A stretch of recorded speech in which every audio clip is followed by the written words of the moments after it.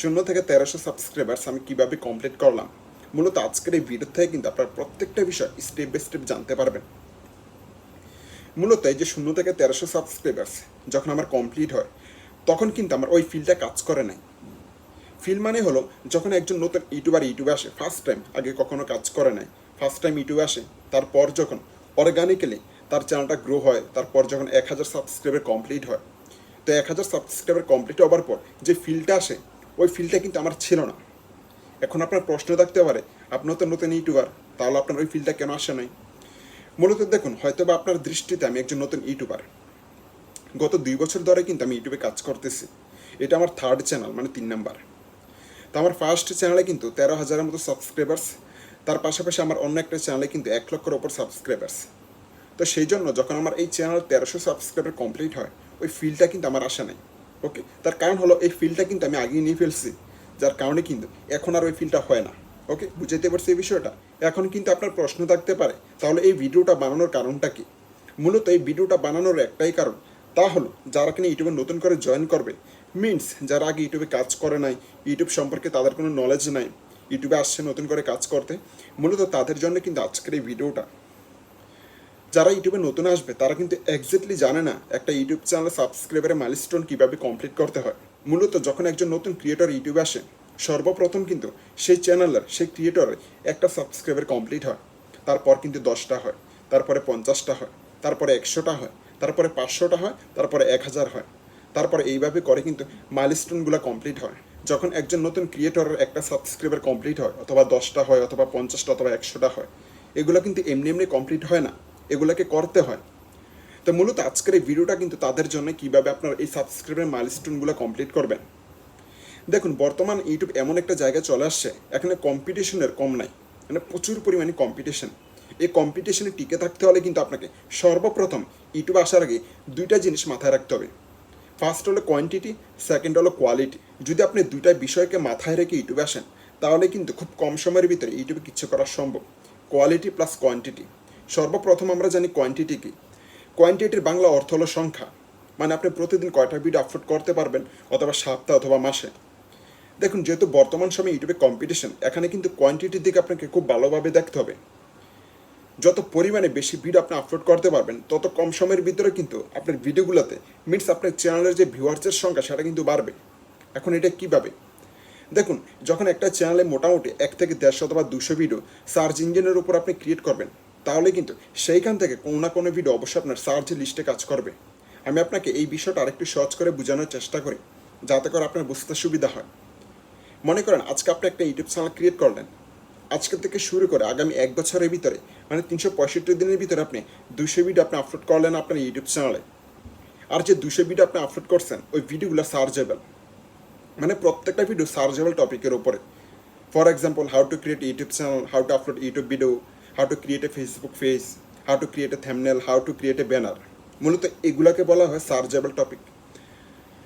তো যখন আপনার চ্যানেলে আপনি 200 ভিডিও আপলোড করবেন সার্চেবল টপিকের উপরে 1 বছরের ভিতরে, তাহলে কিন্তু প্রচুর হয় ভিডিওর সংখ্যা, আর এটাকে বলা হয় কোয়ান্টিটি। আর যখন একটা চ্যানেলে 200 ভিডিও থাকবে সার্চেবল টপিকের উপরে, সেইখান থেকে ইউটিউব কোনো না কোনো ভিডিও অবশ্যই সাজেস্ট করবে। কিন্তু এখানে আপনাকে আরও একটা বিষয় মাথায় রাখতে হবে, শুধুমাত্র যে কোয়ান্টিটি হিসাব করে ভিডিও প্রতিদিন আপলোড করবেন, তাও কিন্তু না। যখন আপনি প্রতিদিন ভিডিও আপলোড করবেন কোয়ান্টিটি হিসাব করে, যে প্রচুর পরিমাণে ভিডিও থাকলে তো কোনো না কোনো ভিডিও ভাইরাল হবে, কোনো না কোনো ভিডিওতে ভিউ আসবে, তাহলে এই ধারণাটা সম্পূর্ণ ভুল। সেই জন্য একটু আগে কিন্তু আমি বলছি ভিডিওর কোয়ালিটি প্লাস কোয়ান্টিটি। তো কোয়ান্টিটি কি, এই বিষয়টা তো আমরা ক্লিয়ার করলাম, বাট এখন আমাদের বোঝার পালা কোয়ালিটি কি।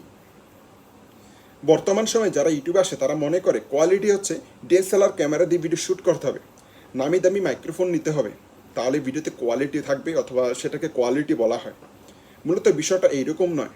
দেখুন, আপনি কিন্তু ইউটিউবে প্রচুর পরিমাণে এই ধরনের ভিডিও পাবেন, যে ভিডিওগুলোতে কোয়ালিটির শেষ নেই। কোয়ালিটি বলতে আমি যেটা আপনাকে বুঝাইতে চাই, সেটা হলো যে নামি দামি মাইক্রোফোন দিয়ে, তারপরে ডিএসএলআর ক্যামেরা দিয়ে ভিডিও শ্যুট করে। তো এই ধরনের প্রচুর পরিমাণ আপনি ভিডিও পাবেন। তো এই ভিডিওগুলোতে এত নামি দামি মাইক্রোফোন, ডিএসএলআর ক্যামেরা থাকা সত্ত্বেও কিন্তু সেই ভিডিওগুলোতে ভিউ আসে না। এখন আপনি দোষ কাকে দিবেন, ভিডিওর কোয়ালিটিকে নাকি ডিএসএলআর ক্যামেরাকে? অবভিয়াসলি সেই ভিডিওর কোয়ালিটিকে। কোয়ালিটি বলতে আমরা যেটা বুঝি যে ডিএসএলআর ক্যামেরা অথবা নামি দামি মাইক্রোফোন দিয়ে ভিডিও শ্যুট করতে হবে, এটা সম্পূর্ণ ভুল ধারণা। এখানে কোয়ালিটি বলতে যেটা বোঝানোর চেষ্টা করতেছি তা হলো আপনি ভিডিওতে যা বলতেছেন, যে তথ্যগুলো দিচ্ছেন, সে তথ্যগুলোতে কোয়ালিটি আছে কিনা। আপনি ডিএসএলআর ক্যামেরা দিয়ে ভিডিও শ্যুট করেন নাকি মোবাইল দিয়ে, তা দেখার বিষয় না, আপনি যে তথ্যগুলো দিচ্ছেন সে তথ্যগুলা সঠিক কিনা। তবে এখানে একটা বিষয় আপনাকে মাথায় রাখতে হবে, ভয়েস কোয়ালিটি কিন্তু ভালো থাকতে হবে। মনে করেন আপনি তথ্য ইনফরমেশন ঠিক দিচ্ছেন, অথচ আপনার যে মাইক্রোফোন সেটা ভালো না, কথা ঠিকভাবে বোঝা যাচ্ছে না অথবা ক্লিয়ার হচ্ছে না, তাহলে সেই ভিডিওতে আর যত ইনফরমেশন থাক সেটা কিন্তু কেউ দেখবে না। কারণ আপনার কথাগুলো যদি ক্লিয়ার না বোঝে তাহলে সেই ভিডিওটা দেখার তো কোনো মানে নাই।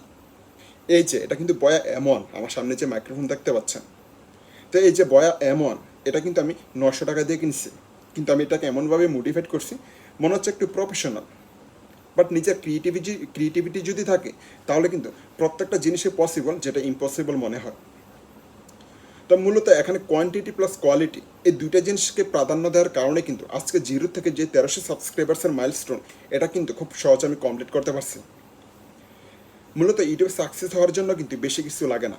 বর্তমান সময়ে ইউটিউবে সাকসেস হওয়ার জন্য দুইটা জিনিস খুবই গুরুত্বপূর্ণ, quality plus quantity. Quality plus quantity এই দুইটা জিনিস যদি আপনি খুব ভালোভাবে মানতে পারেন তাহলে কিন্তু খুব কম সময়ের ভিতরে ইউটিউবে কিছু করা সম্ভব। আমি আরও একবার আপনাকে রিমাইন্ডিং করাই, যারা নতুন করে ইউটিউবে আসবেন, না তো আপনার ডিএসএলআর ক্যামেরার দরকার আছে, না তো নামি দামি মাইক্রোফোন। আপনার হাতে যে অ্যান্ড্রয়েড ফোনটা থাকবে সেইটা দিয়ে কিন্তু প্রত্যেকটা কাজ স্বয়ংসম্পূর্ণভাবে কমপ্লিট করা সম্ভব। এখানে শুধুমাত্র আপনার আত্মবিশ্বাস প্রয়োজন এবং আপনার ক্রিয়েটিভিটি। আর দুইটা জিনিস দরকার হবে, তা হলো কোয়ালিটি প্লাস কোয়ান্টিটি। কোয়ান্টিটি তো প্রাধান্য দিতে হবে প্লাস কোয়ালিটিতেও। তো এই বিষয়গুলো রেখে যখন আপনি ইউটিউবে আসবেন তাহলে কিন্তু সাবস্ক্রাইবার কেন, হাজার হাজার টাকা কিন্তু ইউটিউব থেকে ইনকাম করা সম্ভব। আর তার জন্য কিন্তু আপনাকে প্যাশেন্স রাখতে হবে, ধৈর্যশীল হতে হবে। আজকে ইউটিউবে আসছেন তার মানে এটা নয় যে কালকে থেকে ইনকাম শুরু হবে, সময় দিতে হবে এখানে। যাই হোক, আশা করি আপনাদেরকে এই বিষয়টা আমি বুঝাইতে পারছি। অ্যাকচুয়ালি 0 থেকে 1300 সাবস্ক্রাইবার্সের যে মাইলস্টোন সেটা কীভাবে কমপ্লিট করলাম অথবা কীভাবে হলো। এখন কিন্তু প্রতিদিন আমার এই চ্যানেলটাতে 20টা 50টা 30টা 40টা সাবস্ক্রাইবার আসে প্রতিদিন, একদিন কম বেশি হয় আর কি, বাট প্রতিদিনই কিন্তু সাবস্ক্রাইবার আসতে থাকে। আর এটা শুধু সম্ভব হয়েছে কন্টিনিউসলি কাজ করার কারণে। যাই হোক, প্রত্যেকটা বিষয় কিন্তু আমি আপনাকে সুন্দরভাবে বোঝানো ট্রাই করছি। অ্যাকচুয়ালি 1300 সাবস্ক্রাইবার্স আমার কীভাবে কমপ্লিট হয়। তারপরে যদি আপনার কোথাও বুঝতে অসুবিধা হয় অবশ্যই কমেন্ট সেকশনে জানাবেন। যদি আমার ইউটিউব চ্যানেলটিতে আপনি নতুন হয়ে থাকেন তাহলে অবশ্যই সাবস্ক্রাইব করে দিবেন, পাশাপাশি বেল বাটন টন করে দিবেন পরবর্তী ভিডিওর নোটিফিকেশন পাওয়ার জন্য। আর স্ক্রিনে দেওয়া ভিডিও থেকে যে কোনো একটা ভিডিও দেখে নেন যে ভিডিওটা আপনার পছন্দ হয়। আজকে এই পর্যন্তই, ভালো থাকবেন।